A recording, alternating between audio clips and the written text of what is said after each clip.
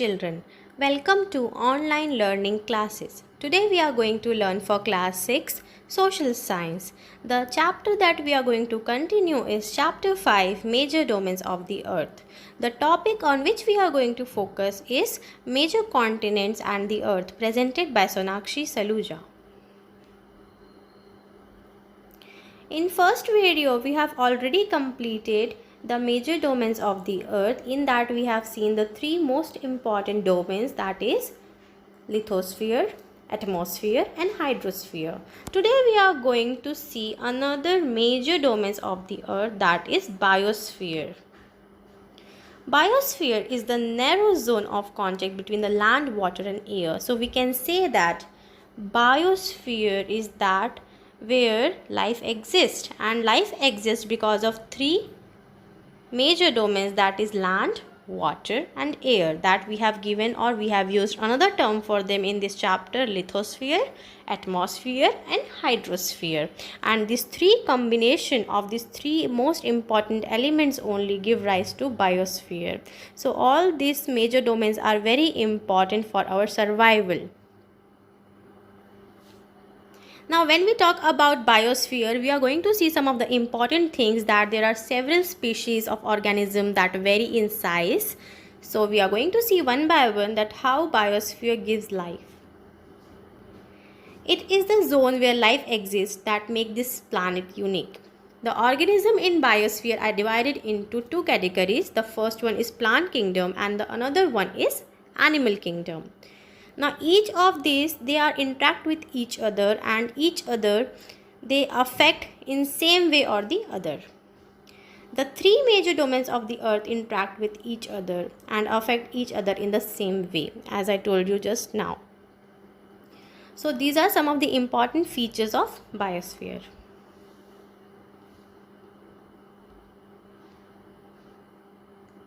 And the combination of these three, lithosphere, hydrosphere and atmosphere, give rises to biosphere, that is life. Now we are going to see major continents of the earth. Now what are the major continents? We have already learned in class 5 about it in detail. Again we are going to continue in this chapter. So there are 7 major continents, and these are separated by large water bodies. The greater part of the landmass lies in the northern hemisphere.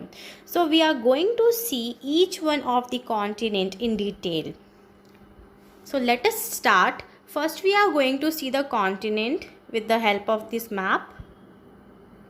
So first one, the very utmost important and the largest continent is known as Asia.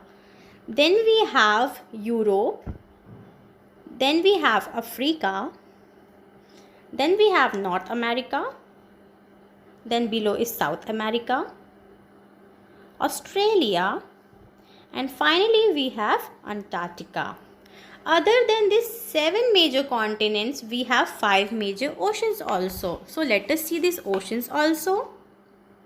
So the first one we have, that is, the oceans are always moving first of all. And when we talk about ocean, so there are 4 major oceans, that is Pacific Ocean. Then we have Atlantic Ocean. Then we have Indian Ocean. And the another one is Arctic Ocean. So we are going to see here these 5 major oceans also. So once again I am going to tell you something about them. Now when we talk about Pacific Ocean, so Pacific Ocean, it is spread over 1/3 of the earth, and it is one of the largest ocean also. And the deepest point, Mariana Trench, is the deepest part of the earth that lies under the Pacific Ocean.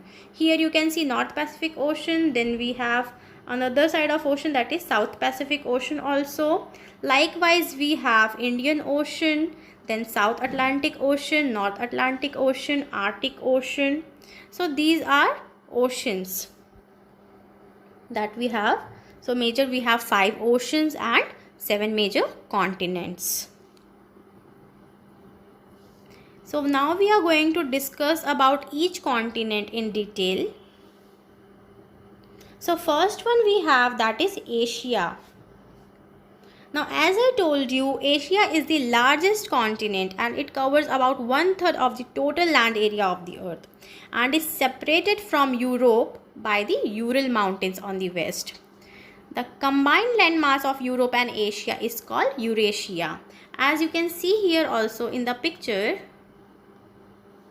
Eurasia that is combined of Europe and Asia, and Ural mountain is the mountain which separates Asia from Europe. So this is something interesting about Asia and Europe, and when we talk about Asia, so it is the largest continent. Then we have the second continent that is known as Europe. Now it is much smaller than Asia and the continent lies to the west of Asia. Now Arctic Circle passed through it and it is bounded by water bodies on the three sides. As in the picture also you can see, it is bounded by the water. Three sides you will see the water only. So this is something interesting about Europe. Then we have another continent that is known as Africa. Now it is the second largest continent after Asia and the equator runs almost through the middle of this continent. When we talk about equator, so it runs through the Africa middle line, and large part of Africa lies in the northern hemisphere. Then we have another one that is North America. It is the third largest continent of the world and it is linked to South America by a very narrow strip of land called Isthmus of Panama. I am going to tell you what is this Isthmus of Panama. The continent lies completely in the northern and western hemisphere. When we talk about North America, so it completely lies in the northern and the western hemisphere. Now, as I told you, Isthmus of Panama is nothing but when we talk about a narrow strip of land joining, here you can see narrow strip of land is joining North America and South America. Okay, when the two land masses they join, so this narrow strip is only known as Isthmus of Panama. It is a very famous name, Isthmus of Panama. So this is something about North America that we have seen here. Then we are going to see about South America.